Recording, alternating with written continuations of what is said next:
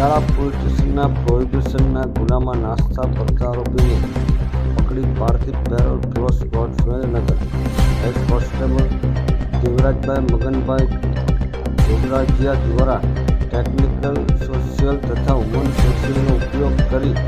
સચોટ બાતમી હકીકત મેળવી ગજાળા પોલીસ સ્ટેશન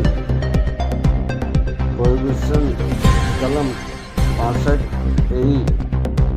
116B 8198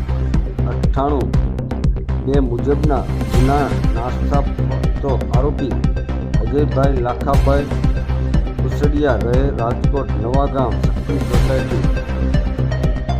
સપન્યુ શેરી નંબર 4 જી રાજકોટ વાળાને સપન્યુ શેરી 4 જિલ્લો રાજકોટ ખાતેથી હસ્તગત કરી કાયદેસરની કાર્યવાહી કરી